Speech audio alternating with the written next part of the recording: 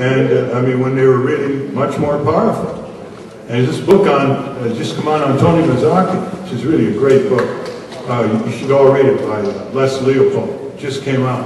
Tony Mazzocchi, in my book, is the greatest labor leader of our generation.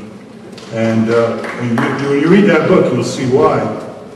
But his point is, you mobilize workers around an agenda before you do anything else. And he went all over the United States doing that. And so you just work, you work with workers who are parts of unions first, but are not following the political party line. And then you work at some locals who are not following the party line and who are very fundamental in their approach to the maldistribution of power between corporations and workers. I don't think you're going to get very far at the AFL-CIO level, for example.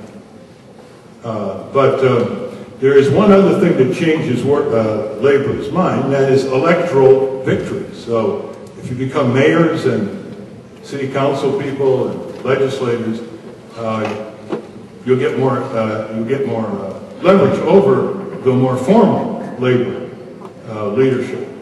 But I think I just have two approaches to this. I think you have to have approaches that completely elevate the imagination of what you're trying to do. And I just have two simple bills in Congress. One is that no Congress will give its members a pay raise, health insurance, or pensions unless all American people have it.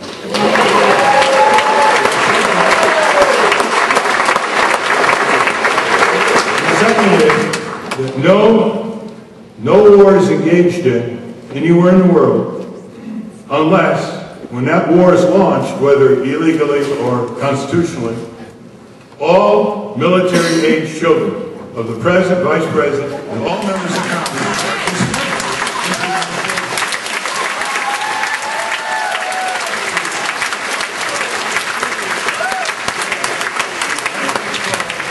that's what's called a moral equivalence between the people and their political rule.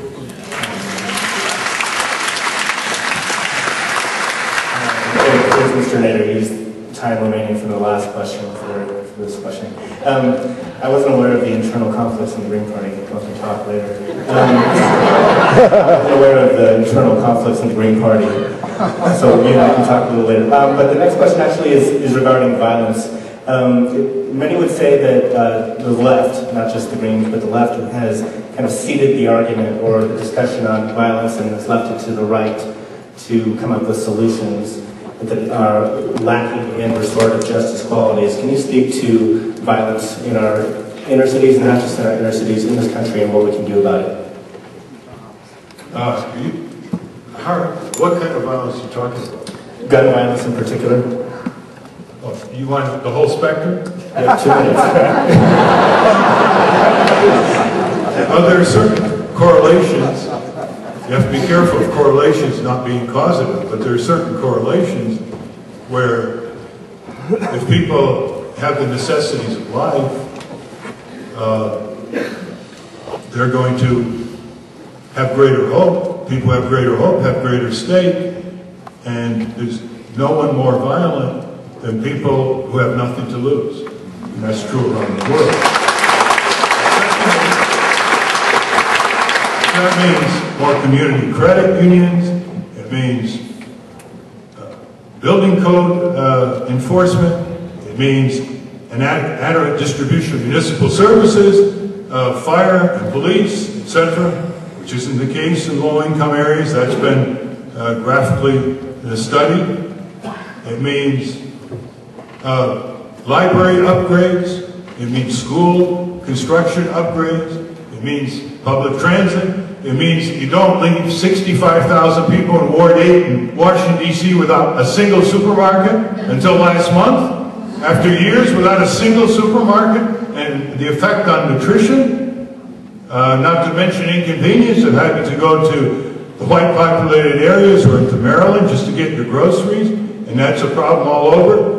It means an adequate distribution of medical personnel and health clinics. Before you know it, things are looking up. It means public works, where there are good-paying jobs that can't be exported to China, to rebuild the public services in these devastated areas. We know it needs to be done. It's just the power is against it.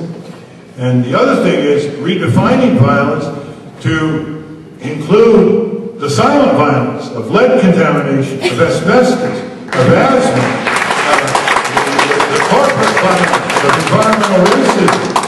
We have to include all that as well. But that's a power issue too. Great.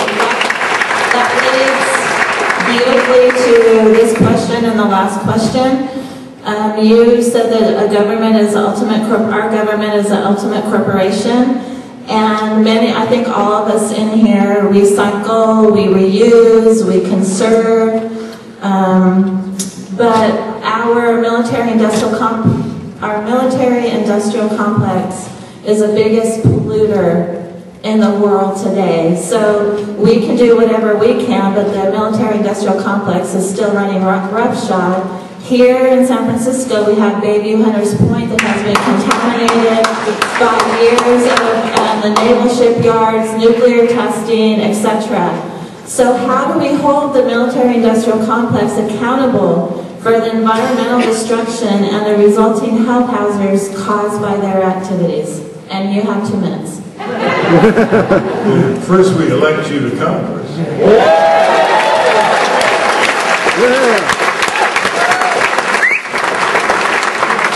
Second, we have to strip them of their immunity from being sued.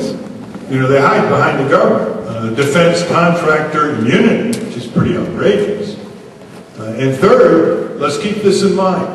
The fastest institutional change we can make in our government is through the Congress, where there are 535 men and women who put their shoes on every morning the way we do.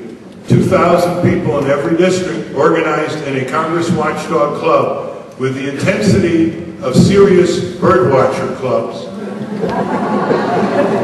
Nothing against birdwatchers. I just admire their intensity. They get up in the morning, gloves, the binoculars, notepads, the determination.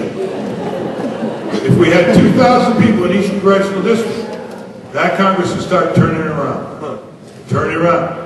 I've often said that if the people back home are organized at the level of their own house, or at the level of their commitment to their favorite sports, whether as spectators or participants, all we need to know from members of Congress is whether they can read and write, because they would be taking the orders.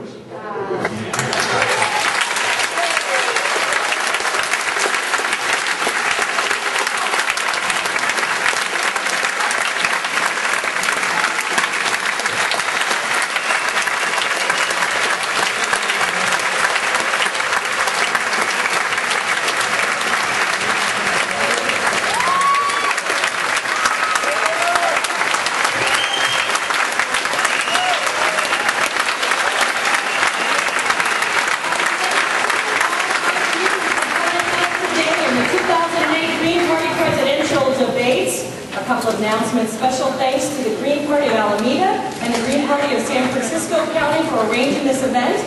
Many thanks to Herbst Theater. And a reminder that KPFA will be rebroadcasting this debate Tuesday, this upcoming Tuesday at 94.1 FM from 7 to 10 p.m. If you have